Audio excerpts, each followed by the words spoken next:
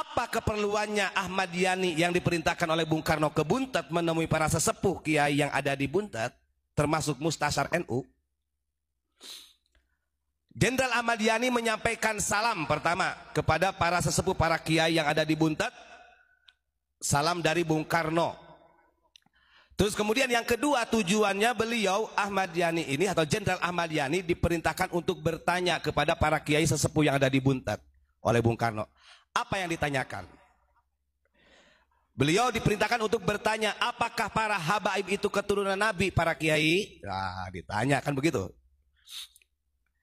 Nah, ketika Jenderal Ahmad Yani menanyakan kepada para sesepuh, apakah para habaib ini keturunan Nabi?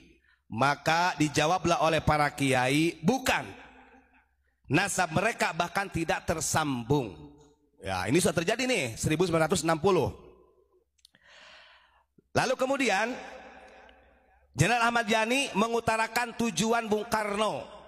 Nah, sebenarnya begini Pak Kiai, anggapannya begitu kata Jenderal Ahmad Yani. Kalau memang mereka bukan durian Nabi, kenapa harus dirawat di sini?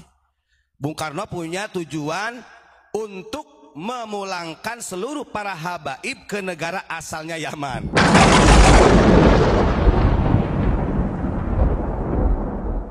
Nah, ini tahun 1960. Apa kebijakan Rahman Rahimnya ulama kita?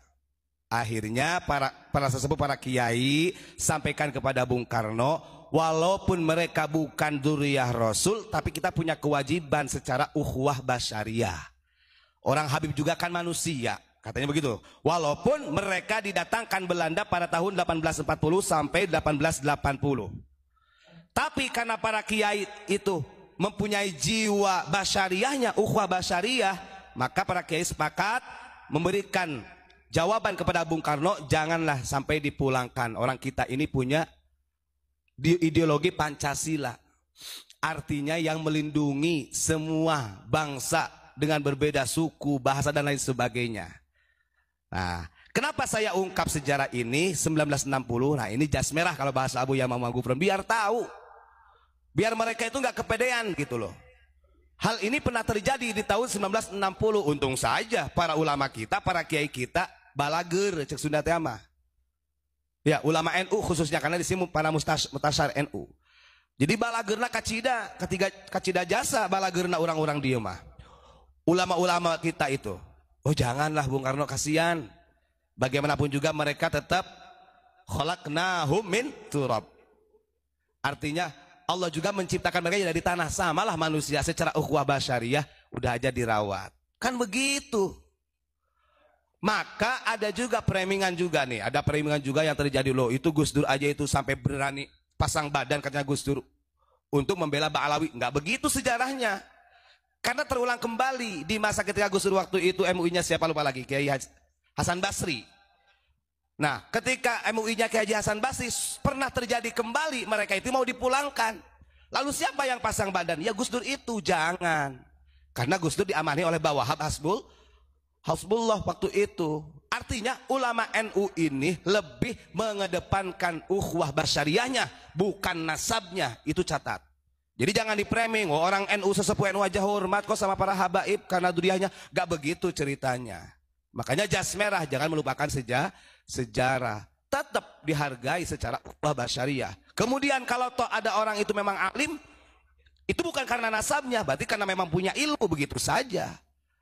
Itu ya. Jadi kejadian ini di tahun 1960 di Buntet pesantren, dan yang diutus oleh Bung Karno adalah Jenderal Ahmad Yani. Ini ada fotonya ini dalam buku sejarahnya. Tuh ada fotonya nih. Ya, monggo Pak Sakur di zoom Pak Sakur. Ini ketika Jenderal Ahmad Yani berkunjung ke pesantren Buntet ya, bertanya tentang para habaib ini duriah Rasul apa bukan? Dijawab dan tegas bukan. Tapi tetaplah manusia, jangan dipulangkan Bung Karno. Ya karena Bung Karno ini mengikuti fatwa ulama ya, walaupun bagaimana presiden ini, karena tetap kalau secara struktur di hadapan Allah ulama tertinggi lah.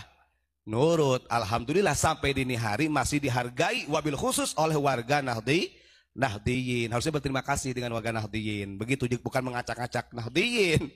Nah ini, jadi harus paham sejarah-sejarah ini. Kejadian ini di tahun 1960. 60. Baik, itu saja. Terima kasih. Assalamualaikum warahmatullahi wabarakatuh.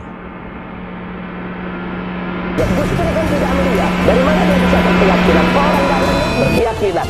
Gus Dur melihat dari mana? Gus Dur itu buta mata juga buta hati. Ya. Gus Dur itu buta matanya, buta hatinya. Dan saya ingat yang Gus Dur itu antek Yahudi. Kemarin baru pulang dia. Baik, Habib, kita akan lanjutkan perbincangan. Kami adalah majikan kalian. Kami adalah pemilik bangsa. Kami adalah pemilik kedaulatan Indonesia. Saudara.